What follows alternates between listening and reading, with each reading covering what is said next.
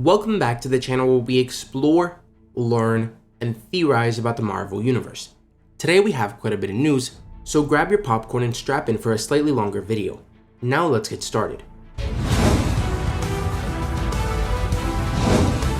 The first look at Spider-Man in Marvel's Avengers game was finally revealed, and the Spider-Man DLC will be playable at the end of this month on November 30th. As for the character's design, it isn't anything special in my opinion, and looks like a slightly different version of the Spider-Man suit we saw Peter wearing in Spider-Man Homecoming. And speaking of Marvel video games, Marvel is apparently working on another PlayStation exclusive game, but this one will be 4-player co-op similar to Arkham Knights. And the moment this was leaked, people started saying that it had to be the Fantastic Four, especially since the Fantastic Four are set to appear in the MCU soon. Now this obviously is a possibility, but it's not guaranteed. And since it's a PlayStation exclusive, it might be another project that Insomniac is looking to make after Spider-Man PS5 and the Wolverine game. But either way, we won't know what team or characters the game is based on, which studio is making it, or when the game will come out until we get more information about it. But should a studio other than Insomniac be working on it, then there's hope for it to come out sooner. Next, during an interview at MCM London Comic Con, X-Men screenwriter and Solid Snake voice actor David Hayter was asked if you were invited back to Marvel Studios to work on a project, what would it be? And he replied with, they're doing a reboot of Daredevil, and Daredevil was always a very important character to me. I love the first way they did it, but there's certain things that I want to adapt from the Frank Miller run on Daredevil that really meant a lot to me. But what's important here is that he mentioned that Marvel Studios was working on a Daredevil reboot. And what this most likely means is that Marvel Studios are working on a Daredevil movie or show set in the MCU after Matt Murdock appears in Spider-Man No Way Home and She-Hulk. Also take this with a grain of salt, but one of the post-credit scenes for Spider-Man No Way Home apparently shows Matt Murdock looking at a brand new Daredevil suit, but he doesn't wear it. While we're on the topic of Disney Plus shows, when you watch this video, Marvel's Disney Plus Day announcements might already be out. But it was revealed during their recent earnings call that Disney is anticipating early 2022 to be tough for theatrical releases, and because of this they're seemingly delaying Ms. Marvel again.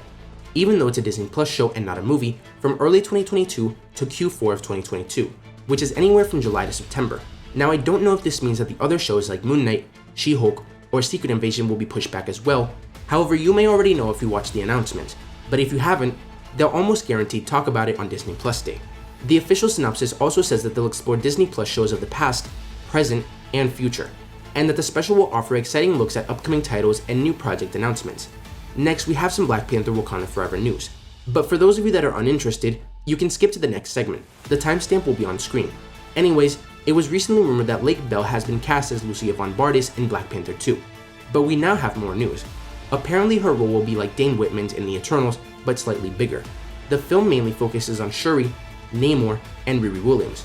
Okoye's role is where Lucia comes into play, but Okoye is mainly dealing with Atuma. And I actually like this bit a lot. It's setting up Okoye as her own character, and giving her a villain to take on herself, although Shuri, Namor, and Riri will probably team up with her to take Atuma down in the end. However, it's setting her up for the Okoye Disney Plus show. And while Lucia Von Bardis will undoubtedly set up Doctor Doom and Latveria, she won't play a super big role in the movie. However, I, like many of you, think it's time to recast Shuri.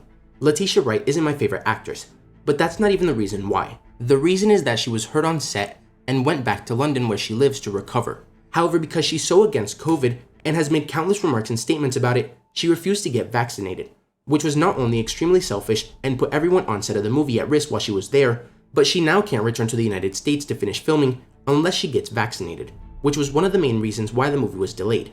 And Disney fired Gina Carano for way less, and countless actors have been recast in the MCU. So at this point, just get rid of her. She's causing more problems than good. That's it though. That's my Black Panther rant. So let's move on to the Eternals. In an interview with The Direct, Eternal screenwriters Ryan and Cass Fairpoe stated that there's no way we can do Eternals 2 or 3 without Josh Brolin's Thanos. And this makes sense because his brother Eros, or Star Fox, was introduced in the post-credit scene. And the sequel will seemingly explore what happened to the Eternals' homeworld Titan. So explaining why Thanos became the Mad Titan would only be natural. They also said that in the initial draft of the movie, there were supposed to be 12 Eternals, but they were cut because 10 was already way too many. The two that didn't make it into the film were Zurus, who is the leader in the comics, and Valkyrie, who's sort of a healer. But if you watch the movie, you know that these roles were taken over by Icarus and Ajax respectively. Moving on, we have an update from the Marvel Studios spoiler subreddit source for She-Hulk, Moon Knight, and Guardians of the Galaxy 3. For She-Hulk, they wrote, "The Abomination has a hideout, but I don't know what it'll be called.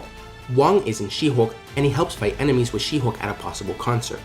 There are 2 cameos from current unmentioned characters in this show that they kept super secret.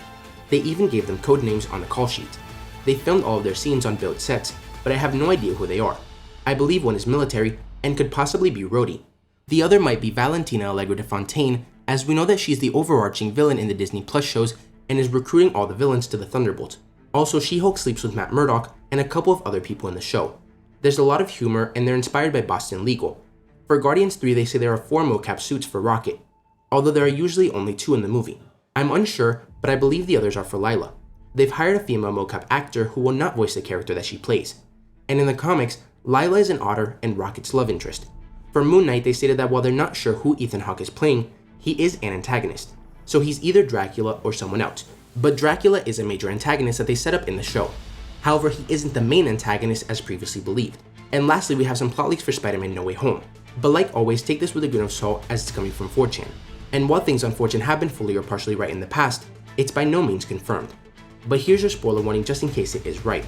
Anyways, the leaker said that at the end of the movie, Strange will complete the spell, successfully wiping everyone's memories of Spider-Man, including MJ's, and that the movie implies a sort of soft reboot. Ned and Aunt May die in the movie, apparently at the hands of Willem Dafoe's Green Goblin, and Peter is seen going off to college. The Green Goblin looks really cool, and so does Octavius. Sandman and Lizard are basically the exact same. Electro is a bit different though. He's able to interchange between his human and his yellow electricity form, and his human form looks just like Jamie Foxx now.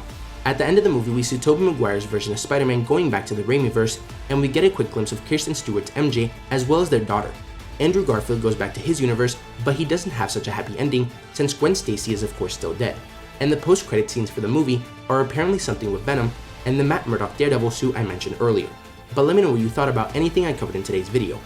If you enjoyed the video, don't forget to like, comment, subscribe, and turn on post notifications so you'll never miss another video. Thanks for watching, and remember to wash your hands and stay safe.